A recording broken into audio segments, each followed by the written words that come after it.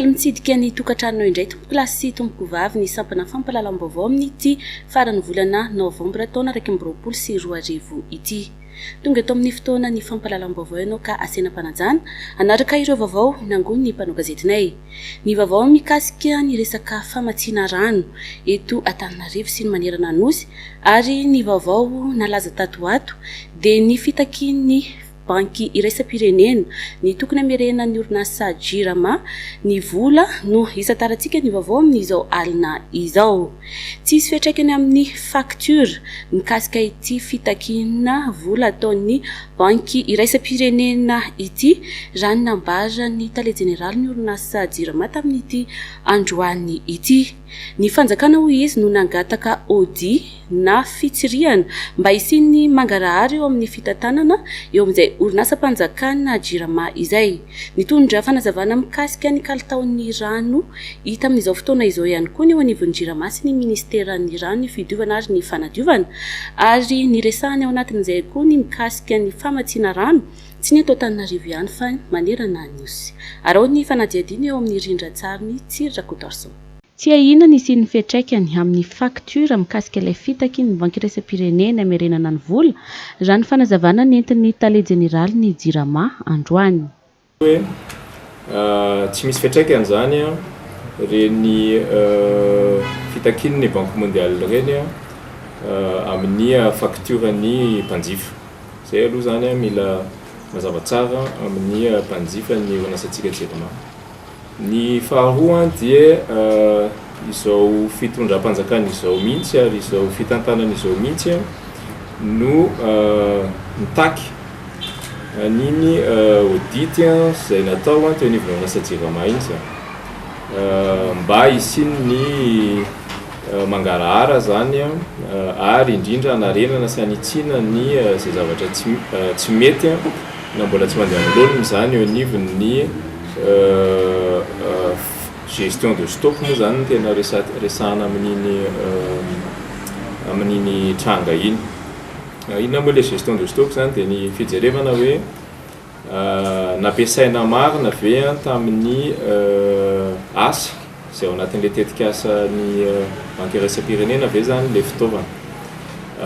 Ny fanadihadiana zany aloha zao dia mbola mitohy eo anivon'ny orinasantsika JIRAMA fa avetrika any hoe le tranga reny zany dia tranga niseho talohan'ny izao fitantanana izao ary indrindrindra talohan'ny izao fitondram-panjakana izao. Manoloana ny fiovana loko eo amin'ny rano izay vokarin'ny orinasa JIRAMA amin'izao fotoana izao dia nitondra fanazavana mikasika izany ny ministry ny rano.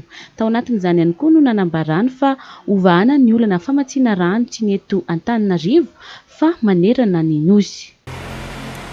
Talohan'ny nanaovana an'ireny dia efatra tao anatin'ny 12 ihany no toby mpamokatra rano niasa. 12 sa 12 raha tsy diso 12. Fa rehefa nalatsaka iny orana iny zany dia lasa 12 tao anatin'ny 12 samy nahazo rano daholo. Fa saingy zao ohatran'ny orana rehetra vao latsaka io tondra zavatra be dehibe zany hoe somary mavesabesatra zany ny fahadiovan'ny misy charge be zany le rano dia sahirakirana ilay station de production d'eau tsika reo manadio azy. Lafiny ray zay aloha.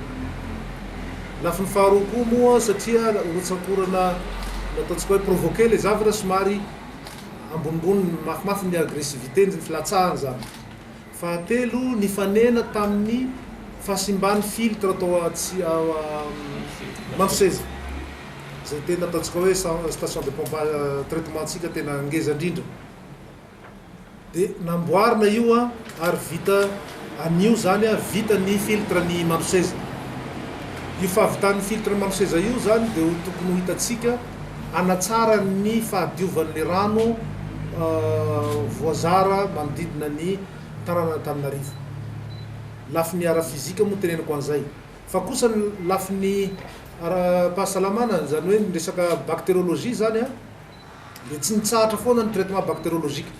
zany hoe le fampidirana chlore ao anatin'ny reny rano vokarina reny mba rano tsy miteraka aretina zany iny tsy tapaka iny zany a na de marina misy fotoana ohatra hoe navesabesatra na ny loko le rano voazaratarantsika manantena zahay fa nanomboka anio zany hoe riva na rabitsoany a tokony hita taratra miatsara ny kalitao fa ny abiaza ny quantité d'eau moa titim-pirenena de efa nirotsakorana atao iny zany a efa mitondra ny quantité fa ny fanatsarana ny kalitao zany zao no ezaka ataony sociététsika Jirama zany zay ngamba zany fanazavana azonay omena ny antony mahatonga nyreny rano any atokantranotsika zay tsy tamin'ny nahazatratsika moa na eo ara zany fanazavana maro zany sy ny lafiny ara-natiora dia manolotra fialantsiny foana zahay a amin'ny vahoaka rehetra manerana Madagasikara satria raha mbola tsy tomombana ara-dalàna ny fizarana an'izany rano zany a dia mahatsiaro manana dity foana tsika rehetra indrindrindra moa fa zahay départementa nanakinana an'izany miaraka amin'ny Jirama sy ireo mpiara-miasa manarak'izay. Fantatra ireo nandritra ny valandresaka ho an'ny mpano gazety izay notanterahan'ny teo anivon'ny Jirama sy ministeran'ny rano ny fidiovana ary ny fanadiovana tamin'ity androany ity. Ny tontolon'ny politika no anoizantsika ny vaovao amin'izao alina izao. Ho totosaina ny alakamisy sy zoma ho avy izao ny eny amin'ny CCI Ivato ny fihaonana eo amin'ny député sy ny gouvernement. Fihaonana izay iresahana lohahevitra samihafa ary heverina hoy ny filoha lefitry ny antenimera-pirenena Razafitsiandrôfa Brunel fa iresahana ny zava-manahirana izay iainan'ny mponina amin'izao fotoana izao. Fanadiadiny vola ravoavy sy Tsirakodarson. Ireo rehetra mamparary sy mampitaraina ny vahoaka no tsy maintsy horesahana ao anatin'ny fametraha-panontaniana ataony solombavam-bahoaka amin'ny mpikambana ao amin'ny gouvernement Tantsay Christian hoy ny filoha lefitry ny antemera-pirenena Brunel Razafitsiandrôfa. Anisan'ny voakasika ao anatin'izany ny lafiny sosialy, ny tontolo iainana ary ny tsy fandriam-pahalemana. Solombavam-bahoaka dia miaina miaraka amin'ny vahoaka ary izay hoe solo ny vavan'ny vahoaka izay. Ka ny zavatra rehetra mampitaraina ny vahoaka zany a dia tsy maintsy ametrahana fanontaniana ary angatahana valiny sy fanazavana avy amin'ny fahefanam-panotanteraka na ny gouvernement. Itsika rehetra zao dia miara-mahalala fa nanana olana be momba ny famatsiana rano tsika indrindrindra teto an-drenivohitra.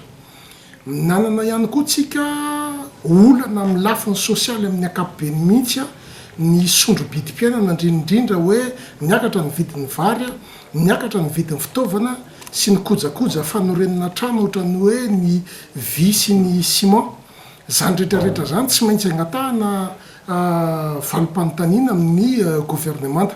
Dia eo ihany koa reny doro-tanety fahamaizana ala reny koa angamba heverina hoe tokony isy fanazavana sy valiny avy amin'ny fahefana mpanatanteraka ary ambonin'izany ny ady amin'ny tsy fandriam-pahalemana hoe aiza ho aiza ny dingana efa vita, inona ny efa mandeha, inona no fepetra mipetraka sy ny tsara ho amafisina satria zany rehetrarehetra zany dia nazahoana taraina avokoa avy amin'ny piray-tanindrazana.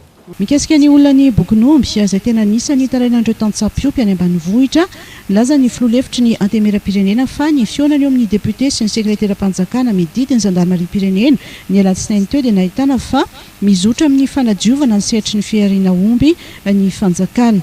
Le fanazavany Segmaly dia everiko hoe mizotra makany amin'ny fahatsarana le fikirakirana le Bokonomby. Ary heverina ihany koa fa mba tokony ho matotra daholo amin'izay ny tompon'andraikitra rehetra miasa amin'ny alalan'ireny Bokonomby reny mba hampadio ny fitantanana an'izay fiariana omby zay. Ka tsara ilay fanazavany maly nafinaritra ary feno ary nahafantarana zavatra be dia be dia inoko fa mitondra makany amin'ilay fahatsarany ny fitantanana n'ilay Bokonomby ary efa mazava zany ny fitantanana n'ilay Bokonomby dia everiko hoe manery lala ny mpijirika sy ny dahalo amin'ny ankapobeny mihitsy satria le dahalo anie zany manao an'ilay asa fandrobana an'le omby fotsiny fa lay taratasy sy le pitsopitsony elan'ilay le andianomby avy any am'le dalo mpanatanteraka le asa makany amin'ny tsena ao zany ny tena mampaloto ary tena mampasika be le asandahalo. Mikasika manokana ny fitantanana ny Covid-19 nambarany député ny Congo no sady filoha-hevitry ny antemera-pirenena Razafy Androfa Jean Brunel fa akoatra ny fionana amin'ny gouvernement isy ny fijereny izany manokana tanterahany eo anivo ny antemera-pirenena. Atreto aloha zany raha ny zavatra misy atreto tsy mbola voaresaka manokana zay fa eritreretina ho lahadinika ho resahan'ny bramaritra zay amin'ity faran'ny herinandro ty satria eny tokoa ny vaovao eny ny resaka mandeha dia ny fepetra ny raisina vonjy maika aloha zany de hoe fametrahana n'ilay fionana amin'ny gouvernemanta eny amin'ny CCI vato fa tsy atia Tsimbazaza fa tsy maintsy ho lahadinika ho resahana manokana eto anivo ny bramaritra ny antemera-pirenena ity valanaretiny ty. Araka ny fandaminana dia izara roa ireo député amin'ny sionana amin'ny gouvernement ny alakamisy 2 décembre dia nisy olom-bavambahoaka mitondra ny lalana voalohany hatramin'ny fahadimy amby fitopolo no mitafa amin'ny gouvernement ary ny zoma ny député larana fa enina amby fitopolo ka hatramin'ny faharaiky amby 50. Fa mandeha kosa ny asa ary angatana ampidirina ao anatin'ny lahadiniky ny antenimera-pirenena amin'izao fotoam-pivoriana faro izao ny fandraisan'ny antenimera-pirenena ny fanapahan-kevitry ny momba ny toy ny fanenjena ireo olo-mpanjakana teo aloha manana fitoriana eo anivon'ny Haute Cour de Justice na ny HCJ. Io nambaran'ny filohan'ny voamera parlementaire misahana ny fanadiadiana tamin'ity androany ity. Mbola fanadiadiany vola Ravoavy sy Rakotarson Atrany. Mitoy ny fandiniany voamera parlementaire misahana ny fanadiadiana eo anivon'ny antemera-pirenena momba ireo antota taratasy 320 fanenjena olo-mpanjakana teo aloha avy amin'ny Haute Cour de Justice androany dia nojerena manokana ny antota taratasy roa mahavoakasika ministra teo aloha izay lasa parlementaire ity voamera ity. Isika zao androany dia misy ny commission anatin'ny commission moa zany misy dossier maromaro visivisi izay masana ny olona roa io olona roa dia ancien ministre tamin'ny fotoana androny no lasa parlementaire tokony araky irosy tamin'ny dossier teo aloha zany izy io fa nohony zareo nohony zareo parlement tamin'izay dia voaterina emitra amin'izao atana androany zao ny dingana efa niteny zay fa ny commission moa zany sy mpanapa-kevitra hoe farany fa ny science plenaire ny teny toko teny farany izay amin'zaran'izay député mivory no manapaka hoe ahoana mahakasika hoe dossier ireo fa ny commission fa misy décision tamin'ny taondasa dia amin'izao moa zany zay maniry ho ampidirina amin'ny lahadinika magnaraka ireo dossier rehetrarehetra coopératananay mamarina ny dossier nankoroa zany zay androany io dossier masan'olo roa io dia alefa angatahana amin'ny ordre du jour à partir ny 6 gnanapanso ny mahavoaka atseo aloha ny zavatra misy fa androany dia sy maintsy anao an'izay travaux de commission mahakasika ireo dossier mahakasika olo roa zay zany zay. Ina mety hoe ampanantsonareo ve ireo olona reo? Nampanantsona ireo olona ireo dia nampanantsony ihany koa ny vavolombelona na ny avokany no ny tonga zany dia resinay atreto moa zany mora tenenasika zao amin'ny raiky ny folo lasaka zao tsy mbola misy tonga ireo olona mpanantsona dia amonjy ny travaux de combien science plenaire zay dia mivega rehefa avy ao. Momba ireo antota taratasy 220 hafa fanenjehana olo-mpanjakana teo aloha avy amin'ny HCJ mampatsevy ny député any Vohipeny Tsabotikay Honoré fa efa nisy ny fanapahan-kevitra amin'iraisin'ny voamera parlementaire misahana ny fanadiadiana eo anivon'ny antemera-pirenena. Efa vitanay tamin'ny commission fa hitasika tsara fa efa narosy indroa tamin'ny science plenaire izy io sainga sy tratra fetrisa ary izay nanaovako ny soavo ho ny solom-bavambahoaka rehetrarehetra nampindramina fahefana isika natokisany vahoaka isika ary ity asa sika ity mila ansika satria fantasika fa ary am-pirenena volam-bahoaka volam-panjakana no voaviravira ka anso natako asika solom-bavambahoaka hiampiasa amin'ny fiainam-fitreretasika mba hijery ary amonjy rehefa tonga mivoaty anso koa ataoko asika vahoaka anareo ny toko fahefana napindrana anay an'izany fahefana zany teneny solom-bavambahoaka anareo mba ho tonga hivory amin'izay voaty zay. vote moa zany mila fetisa sika amin'izay vote zay mila quorum zany sika amin'ny 76 député. Fanotokodinana volam-panjakana ary fanarotam-pahefana no anisany anenjehany ireo ministra teo aloha ary manandrara eo anivon'ny haute cour de justice ary andrasana ny fanapa-kevitry ny antemera-pirenena ny momba ny toy ny fanenjehana azy ireo. Lalao momba ny baolina kitra kosa indray dia araka ny fanambarana navoakan'ny fédération iraisam-pirenena ny baolina kitra na FIFA dia voatazona ho filohan'ny fédération malagasy ny baolina kitra na FMF Andriamatoa Raoul Arzak Rabikoto. Voalazan'ny FIFA fa afaka nanatotosany andraikiny amafilohan'ny fédération nazy atrany Andriamatoa Raoul Arzak na dia tsy teto Madagasikara aza. Nilaza ihany koa ny FIFA fa ara-dalàna ny fanendrenana Andriamatoa Andrianony Victorien ho filoha lefitra voalohany FMF ary ity farany ity no isolo tena ny filoha rehefa misy ny fivoriana. Raha ny zava-misy ankehitriny dia tsy misy antony tokony anambarana fa tsy misy mitana ny andraikitry ny filohan'ny FMF ho iatrany ny FIFA. Noho izany dia tsy hisy ny fanendrena filoha mpisolo toerana vonjimaika.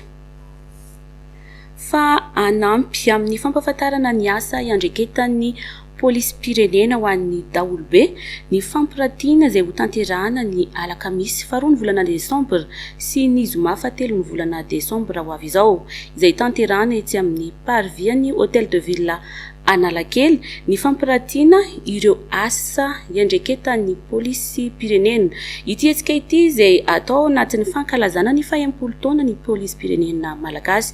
Isy moa ireo fanehoana ireo asa ataon'ny polisy sy ny démonstration maro samihafa tanterahan'ireo sapandrara eo anivon'ny polisy pirenena. Fanadiadina eo amin'ny sariny Mamrasoanevo. Hozaraina maimaim-pona ao anaty finday manomboka amin'ny fanatanterahana ny hetsika fampiratiana ny asa iandreketan'ny polisy etsy amin'ny parvis hôtel de ville Analakely ny application fifamoivoizana izay misy ny lalàna sazy sy lamandy mifehy ny fifamoivoizana. Anampy betsaka an'ireo mpampiasa lalana ny fananana ity application fifamoivoizana ity satria dia ahafantarana ny fitsipika mifehy ny fifamoivoizana izy ity sady ahafantarana ihany koa ireo sazy na lamany tokony ho alohany raha nandikika fitsipika ny mpampiasa lalana. Mampihena ny kolikoly ary tsy misy afaka manararaotra intsony noho ny fahafantarana ny lalàna.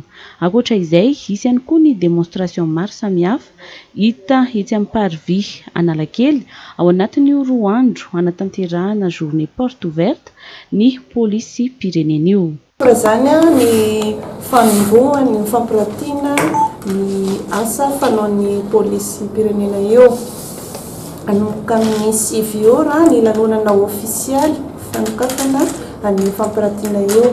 Amin'ny 7 ora dia misy ny kabary samihafa dia manarak'izay ny fitsidiana ny stand izay misy ny fampiratiana ny asan'ny polisy pirenena. Aorinan'izay dia misy ny démonstration ataon'ireo sapandrara misy ataon'ivon'ny polisy pirenena. Anisan'izany ny motara, ny brigade féminine de proximité, ny unité d'intervention rapide ary ny SAG. Ireo zany no anao démonstration mandritra ny fotoana io. Aorinan'io dia misokatra ho an'ny besinimaro maro ny fitsidiana ireo trano heva. Ny tanjona moa zany araka ny tenen'Andriamatoa tale général teo dia fampahafantarana ny olona rehetra ny asa ataon'ny polisy pirenena satria fantatritsika hoe misy ireo izay fitadiavana ataon'ny vahoaka zany ny polisy dia misy mbola tsy mahafantatra hoe aiza ny tokony ho alehany, inona ny tokony ho ataony dia amin'ny fotoana io zany no fampahafantarana izany rehetra izany. Ity hetsika ity moa dia tafiditra ao anatin'ny fankalazana ny 70 taona ny polisy pirenena. Fa isan'ny nalaza tato ato ny resaka alatra ataovy ao anatin'ny fanamarinana izany eo anivon'ny polisy pirenena amin'izao fotoana izao ary efa misy ireo ahahina sy nosamborina tamin'izany raha nambaran'ny tale général ny polisy pirenena fa mbola hoentina amintsika amin'ny manaraka ny misimisy kokoa mikasika izay fanadiadina izay. fa voasambotry ny zandary ilay pisoloky nanapoizina olona 3 ary nakany volany ireto olona ireto avy eo. Efa tamin'ny taona 2024 zany hoe tamin'ny taondasa no nanaovana fikarohana ity olona ity ka izao voasambotra izao. Manentana ny vahoaka ny mpitandro ny filaminana mba homelo manoloana ireo pisoloky izay mirongatra tokoa amin'izao fotoana izao. Fanadiadiana aretrany. Pisoloky avolenta iray niaraka tamin'ny mpiaratsy makomba amin'ny misa 3 no voasambotry ny zandary rehefa nanaovana asa lambo nandritry ny volana maromaro. Efa tamin'ny taona 2024 no nisy ny lasibatra 3 izy ireo ny voapozina tamin'ny alalan'ny ranom-boankazo misy fanafody fampatoriana ary dia niara ny alabola avy eo. Rehefa natao zany ny fagnarahana ary tamin'ny telefôna hita fa any Antsoy zany mitazona telefôna olona anankiray dia nandeha nanao desantany zay dia nahazo olona 3 tamin'ny telefôna zero. Dia rehefa natao zany fanontaniana dia milaza ny olona anankiray tamin'izy ireo fa misy olona anankiray zany tena debandreo manao ny fisolokiana avolenta io. Dia nojonoana tao Ambilobe avy Antananarivo izy dia tao Ambilobe nanaovana fikarohana. Dia no niezaka teo amin'ny kompania Ambilobe dia tratra zany ity le banda anankiray ity izay manana raha maromaro moa izy ka noentina taty Antsiranana natao famotorana naseho an'ireto olona 3 samihafa reo ilay sariny ary fantatra fa tena io marina ilay olona nisoloky tamin'ny 2020 sy 2021 io. Dia ny foy natao foy moa zany ny trano ny tany Antananarivo tany izay fiarah-miasa eo amin'ny DPJ Sax dia tsy nahitana ninona fa ny foy corporel izay natao taminy taty amin'ny bureau kosa dia nahitana comprimena fanafody izay mampatory ka io zany no hita tamin'ny zany fotoana izany. Ny fandekandanana izay niseho zany tamin'ny olona anankiray io dia manana valeur eo amin'ny 10 millions d'ariary zay zany very tamin'ny olona anankiray ary tamin'ny anankiray ndray koa 120 millions d'ariary. Ny fahatelo 150 millions d'ariary miampy 2500 € miampy telefôna 3. Ny zavatra mahagaga nefa dia tsy miaiky misy lery tsy miaiky izy satria na dia tratra tao aminy tao ary le telefôna reo araka fanazavany le olona 3 tratra tamin'ny voalohany dia tsy miaiky mihitsy izy fa miprofo eo am-pialatanana zany afantarana fa tena izy daholy no nanaovany zavatra ary mitovy zany mode opératoire nampiasain'ity ranamana ity. Fitaka no idiran'izy ireo amin'ny fiainandreo lasibatra hakana ny fitokisan-dreto farany sy andemena azy avy eo angalary mora foana ny volandreo lasibatra. Ny fomba fampiasany tamin'ilay voalohany zany modiny bip miantso olona ny telefôna izy dia magnandefa crédit eo amin'ny 10 000 ariary. Iny crédit iny zany no hoentiny anaovana relation voalohany dia tahaka zany koa zany ny amin'ny faharoa tahaka zany koa ny amin'ny fahatelo fa dia mbola rahana fampitomboana vola zay koa zany atao fampitomboana vola 20 000 ariary ampitomboana folo dia manome 200 000 ariary. Ohatran'izay daholo zany mode opératoire fampiasaina dia io zany rehefa tena tafapetraka amin'ilay olona izy dia ataony am'izay zany fampisotroana le poizina dia zay zany no mahatonga anazy fisolokiana avolenta zay ataony. Tratra moa ranamana dia eto zany dia manentana ny vahoaka rehetrarehetra na eto Antsiranana io na ho an'izay mahita an'ity fahita lavitra tia dia aoka mba sambo mailony tsirairay indrindra fa ho an'ny mpampiasa chambre hôtel satria ity ranamana ity zany nandalo tao amin'ny hôtel teto Antsiranana andalo tao amin'ny hôtel izy dia tsisy fanarahana mihitsy tsisy trasy mihitsy ao amin'ireo hôtel ireo ary an-tanina ihany koa zany ny vahoaka amin'ny fampiasana telefôna mody miantso dia andefasana crédit aoka sambo mailo fa olo ratsy regny matetika satria olona tsy hainao vetivety eo izy manana relation aminao dia tokony hitandrina amin'izao fotoana zao moa efa niditra any am-ponja ity ranamana tia dia miandry ny fitsarany amin'ny karazana infraction telo. Ny tribunal moa zany namoaka hoe vol ary miaraka amin'ny fanapozinana zany natontaminay manentana ny vahoaka ny mpitandro filaminana mba samomailo raha toa ka misy olona tsy fantatra mitady resaka aminao amin'ny finday na mandeha fafahana matetika ho izy ireo dia olon-dratsy izy ireny mitady irika anaovana ny asa ratsiny. Nietsika nataon'ny mpianatra tetsy amin'ny lycée technique professionnel Alarby sy ny fampietona ny fampianarana tetsy amin'ny lycée technique professionnel génie civil etsy Mahamasina. Ilay vaovao niparitaka tao anatin'ny tampanjotra serasera momba ilay Rola nidatroka mpitondra moto tranga tany Tsirabe sy ilay raharaha tany io sy faritra Iorombe no arahantsika tao anatin'ireto vaovao tapatapany ireto. Nahatony fampianarana etsy amin'ny lycée technique professionnel génie civil etsy Mahamasina vokatry ny korotana izay nitranga. Ny maraina teo dia nitanjozotra nakany amin'ity sekoly ity ireo mpianatra tao amin'ny LTP Alarby saika nakorotana teny an-toerana tao reny fifandirana izay nisy teo amin'ireo mpianatra avy amin'ireo lycée roa ireo. Araka nambaran'ireo Nanatrimaso dia nandritry ny salon des métiers izay notonsaina tao amin'ny LTP Alarby ny herinandro lasa teo no nahatonga izao savorovoro izao. Voasambotra ireo Rola nanao herisetra sy nandaka mpitondra moto ary namono lehilahy saika hiaro ilay mpitondra moto tetsy Ambodimita Ambohimanarina. Niparitaka tao amin'ny tambazotra tserasera FB moa ny fihetsika izy ireo ary nandray fepetra avy hatrany ny mpitandro filaminana atolotra ny fampanoavana tsy ho ela izy ireo rehefa vita ny famotorana ataon'ny polisy. Saika ratsy ny tantara lehilahy iray tsy salama saina no niakatra tamin'ny poto Anjiramata ao Antsirabe fa tamin'ny voanandray izao zavantranga izao ireo tompony andraikitra dia tsy niandry ela fa tonga dia nandray ny andraikitra nakazy teny an-toerana sofa tsy naninona ilay lehilahy. Niakatra fampanaovana tao io somaly ny raharaha fikasihan-tanana nataon'ny assistant parlementaire iray ny taleparitry ny filaminana vahoaka atao Iorombe nalefa déferment any Fianarantsoa ity raharaha ity mba iarovana ny hainy voapanga. Nanaovan'ny governoran'ny Iorombe antso manokana mihitsy moa ity tranga ity mba tsy sehoany izany intsony. Trano iraika ambin'ny folo tafo no nianjera vokatry ny rotsakorana be loatra ka niteraka tondradrano tao amin'ny fokontany Beananana, commune Ambanivohitra Beanana, district Maevatanana, ny alahady fa 20 ny volana novambra ifony alatsinainy teo, 7 mahery ny traboina ary 5.9 isanjato ny fananan'izy ireo no potika, tombanana 20 tapitrisa ariary eo ny fahavoazana.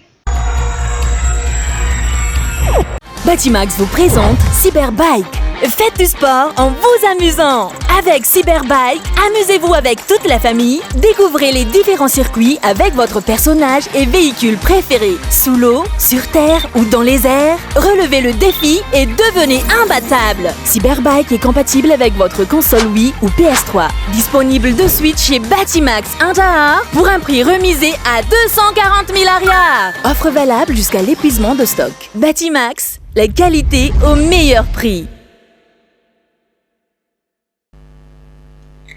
Ao anatin'ny vanim-potoanany fahavaratra isika amin'izao fotoana izao, vanim-potoanany fahavaratra izay mahabe ireo rano miakatra ary isan'ny lasipatra amin'izay rano miakatra izay ireo faritra ivo. Maro loatra tokoa ireo trano miorina eo ambonin'ireo lakan-drano ka miteraka ny fiandronan-drano rehefa fotoanany orana. Noho izany dia takiany filohan'ny afary malagasy ny fandrodanana tsy misy fepetra ireo trano miorina ambony lakan-drano. Fanadiadiny Norbert Rakotomalala. Voatelo andro ny sesy fotsiny no ndrotsaka orona dia efa niaina tanteraka tao anaty rano ireo mponina eny ambany tanàna. Tsy misy odiavina ny lalakely fa dia mirobo-drano ny olona vao tonga ao an-tokantranony. Mivangongo ny fako sy ny loto vokatry ny fiandronan'ny rano. Tsy afaka mivoaka ny rano fa tsetsa ny fako avokoa ny lakan-drano. Mandrora mitsilany ny olona govoan'ny nataony oendry motozandrina raha fanomezan-tsofo lohan'ny afary. Araka izany dia mitaky tsy misy fepetra androdanana ireo trano miorina ambony lakan-drano ny filohan'ny afary malagasy. Ny fitantanana gorakora izay nisy hatramin'izay no tena olana ary tsy fandraisana andraikitra mifokon'olona raha resaka raha miakatra ny tenenina ny amanokana zany tsy asiana sentiment fa takina ny androdanana tsisy fepetra andreo trano rehetra miorina ao anaty kanal ary ao anatin'izay rehetra izay tokony averina ny asapokon'olona io koa tokony tsy hananana havana mihitsy mifamerenana ny reny vomerana fahadiovana sy ny sisy reny satria mandrora mitsilany ny olona ka izay zavatra izay ny zavatra lehibe tiako ampitaina mahakasika an'ity resaka tondradrano sy ny sisy ety ary eo koa ny andraikitra ny fanjakana mahakasika amin'ny fanalana ny fotaka ao anatin'ny resaka canal eto dia efa miteny sady hoe misy technicien sa tsy misy technicien eto Madagasikara satria ny tokony hojerentsika eto Madagasikara sy ny tokony hotsapatsika dia hoe maninona no ritra ny ranonanony jereo fa lasa miakatra daholo le tany ao anatin'ny ranonanony zay tokony anana ny réservoir d'eau zay na ny rano tokony mitopy ny rano zany lasa ny tsy tokony hipetrahany ankehitriny dia any ka miakatra ohatran'ny cuvette io ka ny amanokana za tsy misangy miteny hoe ninninna dia tokony angatahana ny commune urbaine d'Antananarivo angatahana ny préfet de police angatahana ny andraikitra militaire miaramila rehetra zany raisina ny fanapahan-kevitra arodana tsisy fepetra o trano rehetra eny ambody canal satria potika tanteraka ny fiarahamonina. Aretina maro ny ateraky ny loto sy ny fiandronan'ny rano toy izao fa tokony samy andrainy andraiky ny mponina na ny fokotany sy ny manam-pahefanisa tokony mba tsy hiparitahan'ny aretina. Mbola ao anatin'ny ady amin'ny Covid sika amin'izao fotoana izao.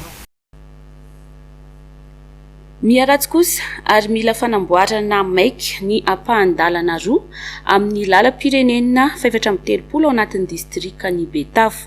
Ny solombavambahoaka voafito ao amin'ity distrika ity dia ny docteur fiarovana lovanirina dia miantso ny tokony anafainganana ny fanamboarana ity lalana eo ampatrona ity. Nambaran'ity parlementa ity ihany koa fa misy ihany koa ny ampahan-dalana ny otsaka vokatra ny fangalarana biso.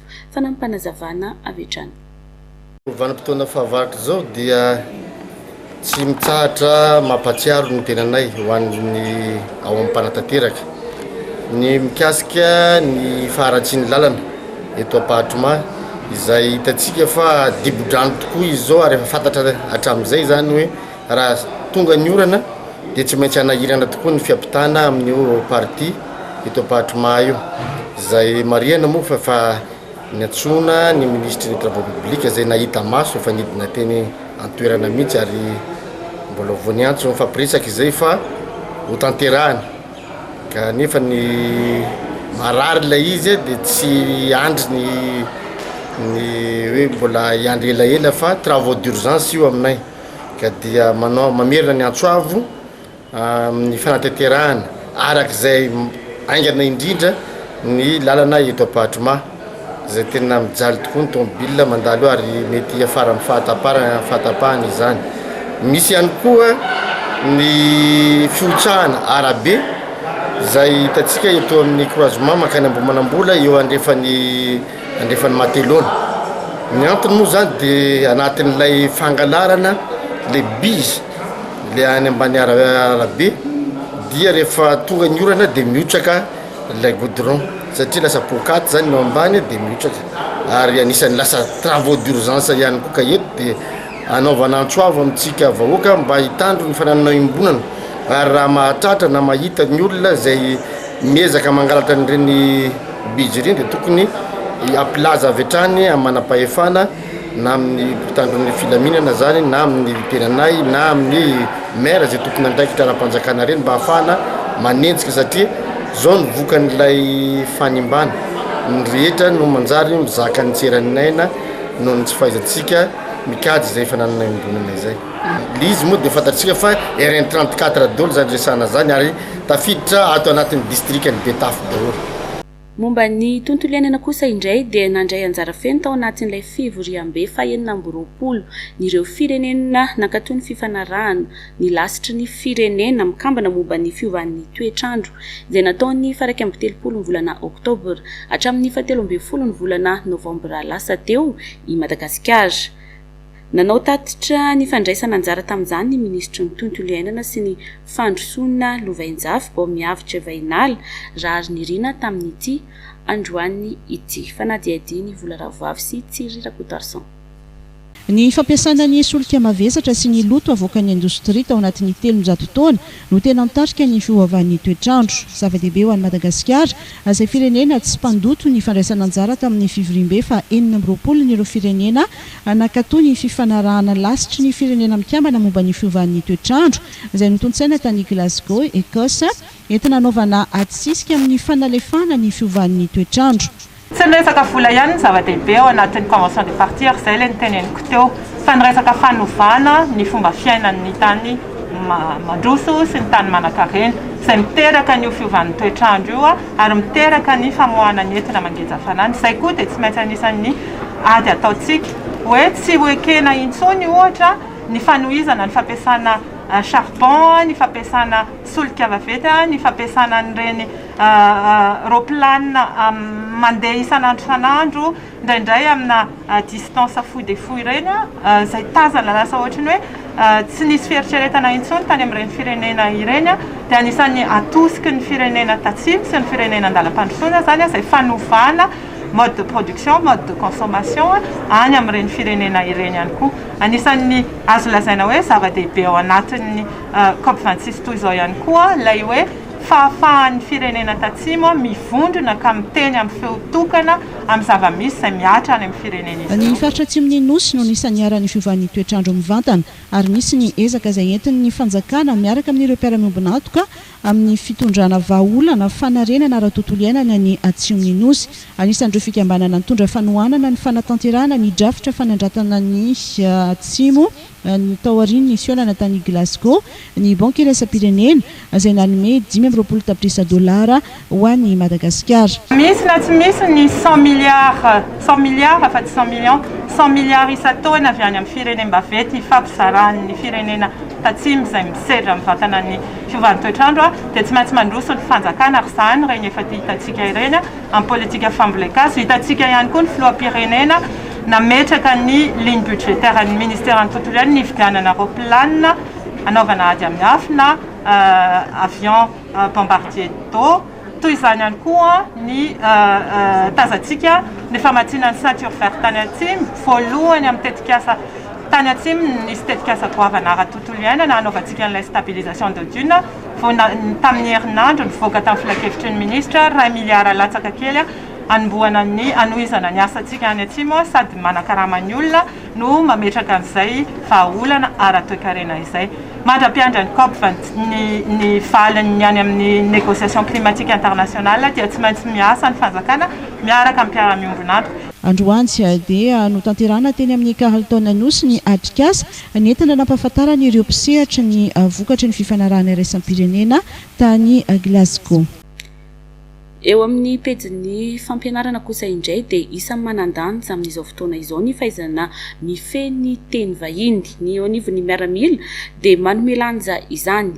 Nosokafana tamin'ny fomba ofisialy omaly fa 2020 ny volana novambra moa teny amin'ny cercle messa Betongolo ny fampianarana teny anglisy eo anivon'ny ministera ny fiarovam-pirenena sy ny etat-majorn'ireo tafika malagasy.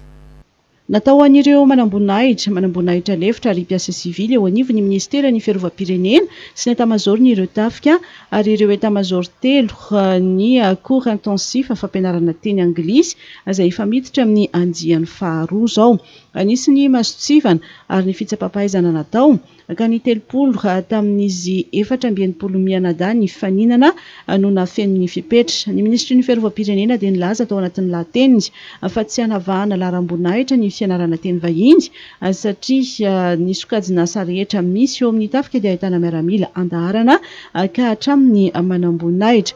Maro ireo vatsim-pianarana iarahana amin'ireo firenena ny ivelany ary anisan'ny fipetra voalohany ny fifehezana ny teny vahiny. Manan-danja ny fianarana teny vahiny indrindra ny teny anglisy noho izy mampivondrona sy mampifandray ny firenena maro. Ilana ihany koa ny fifehezana ny teny anglisy manoloana ny fivoaran'ny teknôlôjia sy ny fanatontoloana. Ny fampianarana anglisy amin'ny andro izay iainantsika ankehitriny dia zavatra anankiray manan-danja dia manan-danja satria tsy mitsahatra mivoatra na ny ara-teknôlôjika na ny eo amin'ny fanatontoloana. Anisan'ny tombotsoa ananan'ny miaramila ny fisian'ny laboratoire de langue eto anivon'ny ministera ny fiarovam-pirenena. Anisany ihany koa isaorana manokana n'ireo mpampianatra izay mpampianatra miaramila tompona andraikitra eo anivon'ny laboratoire de langue ary indrindra ny attaché de défense eo amin'ny ambassade américaine. Ny fanohanan'izy ireo ny andavanandrom-piainan'ireo miaramila ary ahafahana indray manao fampianarana mandritra ny enim-bolana manomboka ho an'io ho an'ireo miaramila ireo. Fahaizana ny tenim-pirenena hafa indrindra ny teny anglisy izay ampiasaina ianaran'ny mpianatra dia anisan'ny fitaovana iray lehibe sady varavarana misokatra ho an'ireo mpianatra ireo ho amin'ny firenena hafa sy ny fahafahana manao zavatra maro tsy aro voatanisa. Talohan'ny nanomboana an'ilay fampianarana zany dia misy testa ampanaovana an'ilay mpianatra zany arakaraky ny valin'le testa no amaritana zany isokajiana hoe eto zao ny klasy misy anazy zao ny klasy misy anazy. Ny fampivoarana ny fampianarana teny anglisy eo anivon'ny tafika dia tafiditra tanteraka ao anatin'ny fanavoazan-drafitra ary ho fampiakarana ny fahaiza-manao ny ireo miaramila. Filamatra ho an'ny fitoerana fampianarana teny vahiny eo anivon'ny tafika ny hoe fahaizana ny teny dia tosika ho an'ny fiarovam-pirenena.